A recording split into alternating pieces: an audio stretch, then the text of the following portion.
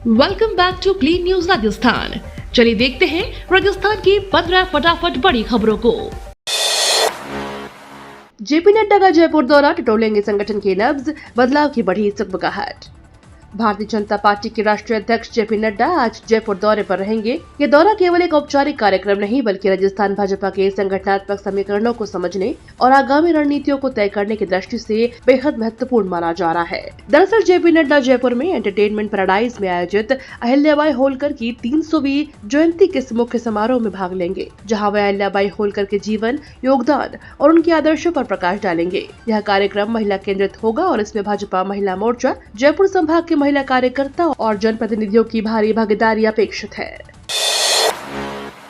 राजस्थान में पहली बार नदी के ऊपर बहेगी नहर, साथ दौड़ेंगे वाहन। राजस्थान के दो बड़े बांध बीसलपुर और इसरदा में रामगढ़, महलपुर और नवनेरा बैराज का पानी लाने के लिए सरकार एक्वाडक्ट तकनीक का इस्तेमाल करने जा रही है। इस तकनीक में नदी के ऊपर से नहर को निकाला जाएगा। इसके लिए एक पुल बनाया जाएगा। इसके जरिए नहर का पानी आगे जाएगा। इतना ही नहीं, इस पुल के माध्यम से वाहन भी नदी को पार कर सकेंगे। यह पुल कोटा और बूंदी के दो गांव को आपस में जोड़ेगा। रेल यात्रियों को गर्मी का तोहफा, 4 जून से हर बुधवार संचालित होगी साबरमती पटना स्पेशल ट्रेन। गर्मियों की छुट्टियों में अतिरिक्त यात्री भार के मद्देनजर रेलवे प्रशासन द्वारा यात्रियों की सुविधा के लिए साबरमती पटना जंक्शन साबरमती साप्ताहिक स्पेशल रेल सेवा का संचालन किया जाएगा। साबरमती से यह रेल सेवा 4 से 25 जून तक हर बुधवार को संचालित होगी। पटना से 6 से 27 जून तक इस रेल सेवा का हर शुक्रवार को संचालन किया जाएगा। शिक्षकों के खाली पदों पर वर्ष 2027 तक की प्लानिंग, 50% पद बढ़ाने की तैयारी। प्रदेश के शिक्षा महकमे के 2 महत्वपूर्ण पद, वरिष्ठ अध्यापक और स्कूली व्याख्याता के हजारों पद वर्षों से खाली पड़े हैं। इससे स्कूल शिक्षा प्रभावित हो रही है। हालांकि अब वरिष्ठ अध्यापक के 2129 और व्याख्याता के 2202 पदों पर आरपीएससी भर्ती करने जा रही है, लेकिन इसके बाद भी हजारों पद खाली रह जाएंगे। इन्हें लंबित जीपीसी से भरा जाएगा। इसके साथ ही शिक्षा विभाग वर्ष 27 तक की प्लानिंग करते हुए 50% पद बढ़ाने की तैयारी कर रही है। प्रदेश के वरिष्ठ अध्यापक के 1,09,542 स्वीकृत पदों में से 37,000 पद खाली हैं। बावजूद इसके आयोग की ओर से केवल 2,000 पदों पर ही भर्ती प्रक्रिया शुरू की गई है। अब बॉर्डर की सुरक्षा होगी मजबूत, राजस्थान पुलिस को मिला पहला drone pilot instructor. Rajasthan police ने ड्रोन तकनीक के क्षेत्र में एक नया कीर्तिमान स्थापित किया है।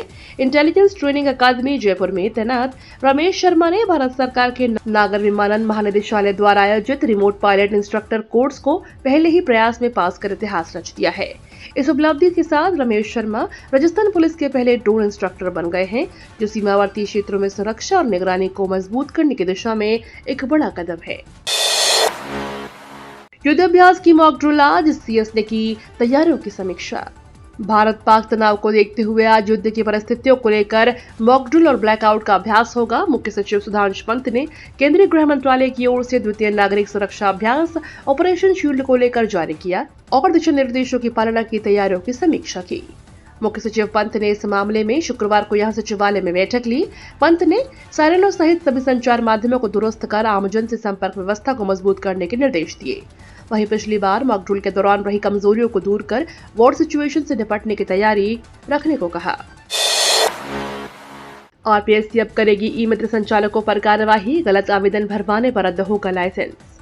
राजस्थान लोक सेवा आयोग ने ई मित्र संचालकों के खिलाफ कड़ा रुख अपनाया है, जो अभ्यर्थियों को गुमराह कर गैर जरूरी आवेदन भरवाते हैं। आयोग ने चेतावनी दी है कि अगर कोई संचालक अयोग्य उम्मीदवारों से फॉर्म भरवाता पाया गया तो उसका लाइसेंस रद्द करने के लिए सूचना व प्रौद्योगिकी विभाग को सूचित किया जाएगा। आयोग के सचिव रामनिवास महतो ने बताया कि कई ई मित्र संचालक भर्ती विज्ञापनों के तहत उन अभ्यर्थियों से भी आवेदन करवा देते हैं जो पद के लिए जरूरी योग्यता नहीं रखते। कई बार उम्मीदवारों को यह भी पता नहीं होता कि वे उस पद के लिए पात्र हैं भी या नहीं। संचालक उन्हें भ्रामक जानकारी देकर फॉर्म भरवाने के लिए उकसाते हैं। इससे अयोग्य आवेदनों की संख्या बढ़ रही है। राजस्थान पुलिस के अधिकारियों और कर्मचारियों को आकस्मिक छुट्टी लेने के लिए नया नियम। राजस्थान पुलिस के कर्मचारियों और अधिकारियों को अब आकस्मिक छुट्टी यानी कैजुअल लीव लेने के लिए एक जरूरी काम करना होगा। अब आकस्मिक छुट्टी लेने के लिए प्रक्रिया डिजिटल और पारदर्शी बनाया गया है। इसके तहत विभाग के सभी राजपत्रित और अराजपत्रित पुलिस कर्मियों को अपने आकस्मिक अवकाश के लिए राजकाज लीव एप्लीकेशन के माध्यम से ही आवेदन करना होगा और उसे स्वीकृत कराना होगा।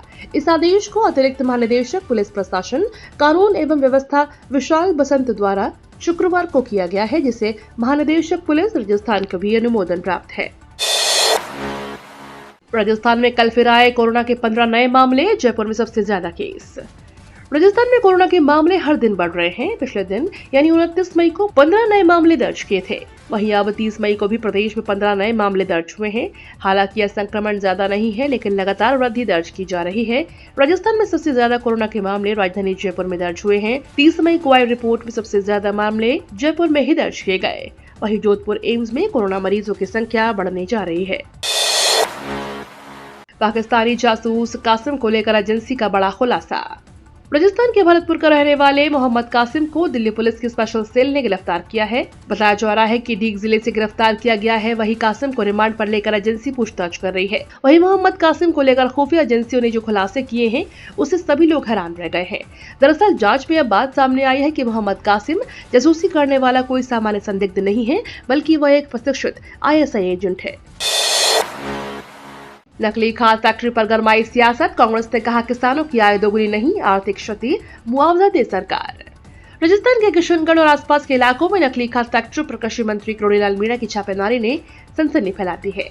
इस कार्रवाई के बाद राजनीति गर्मा गई है। कांग्रेस ने सरकार पर गंभीर आरोप लगाते हुए कहा कि 18 महीनों से चल रहे इस रैकेट पर पहले क्यों चुप्पी साधी गई। किशनगढ़ के कांग्रेस विधायक विकास चौधरी ने कहा कि नकली खाद ने किसानों की फसलों और खेतों को बर्बाद कर दिया है। उन्होंने सवाल उठाया है कि फैक्ट्रियों में कितनी खाद बनी, इसे कहाँ बेचा गया और किन लोगों की मिलीभगत से यह धंधा फलता फूलता रहा। चौधरी ने मांग की है कि प्रभावित किसानों को मुआवजा दिया जाए और दोषी अधिकारियों और नेताओं पर सख्त कार्रवाई हो। आरोप प्रत्यारोप का खेल। जयदीप बिहानी बोले 18 जिला संघ मेरे साथ।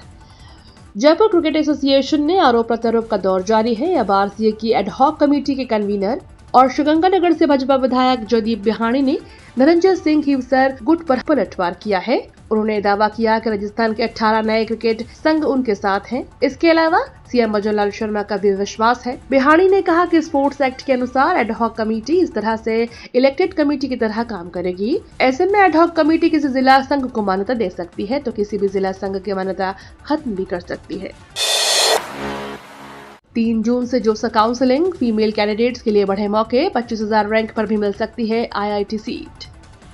JEE एडवांस 2025 का परीक्षा परिणाम 2 जून को जारी किया जाएगा, जिसके तुरंत बाद 3 जून को जोसा काउंसलिंग प्रक्रिया की शुरुआत होगी। देश भर के IIT संस्थानों में BTech और अन्य पाठ्यक्रमों में प्रवेश के लिए प्रक्रिया 6 राउंड में आयोजित की जाएगी। खास बात यह है कि इस वर्ष फीमेल कैंडिडेट्स के लिए IIT में प्रवेश के अवसर और भी अधिक होंगे। एजुकेशन एक्सपर्ट देव शर्मा के अनुसार IIT और NIT प्लस सिस्टम के तहत जोसा काउंसलिंग में 20% सुपर न्यूमेरी सीट फीमेल कैंडिडेट्स के लिए आरक्षित रहती हैं। इस व्यवस्था का फायदा उन छात्राओं को विशेष रूप से मिलता है जिनकी रैंक अपेक्षाकृत अधिक होती है। बड़ी लापरवाही। 4,500 छात्रों को पास से फेल बनाया, अब रीवैल्यूएशन का सहारा।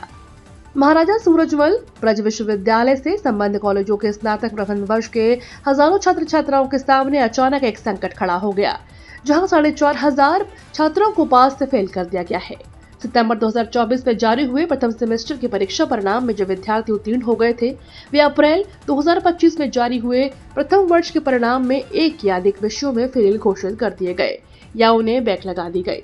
विश्वविद्यालय की यह चूक करीब 4,500 विद्यार्थियों को प्रभावित कर गई है, जो कुल विद्यार्थियों का लगभग 20% है।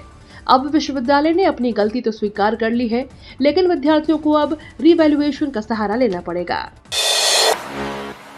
भरतपुर में 400 करोड़ की साइबर ठगी, 23 कंपनियां चला रही थी गैंग। भरतपुर पुलिस ने साइबर ठगी करने वाली एक ऐसी गैंग का पर्दाफाश किया है जो अब तक 400 करोड़ रुपए से ज्यादा की ठगी कर चुकी है। इस गैंग में एक ऐसा सदस्य है जो MBA पास है और 28 लाख रुपए से ज्यादा का वेतन पर काम करता था। गैंग का लेन देन यही संभालता था। पुलिस ने शशिकांत, देवेंद्र, दिनेश, कुमकुम और रविंद्र सहित कई आरोपियों को गिरफ्तार किया है। गिरोह की करीब 23 कंपनियों की जांच जारी है। ये तो थी राजस्थान की बड़ी खबरें। रोजाना सबसे पहले अपडेट पाने के लिए क्लीन न्यूज राजस्थान को अभी सब्सक्राइब करें।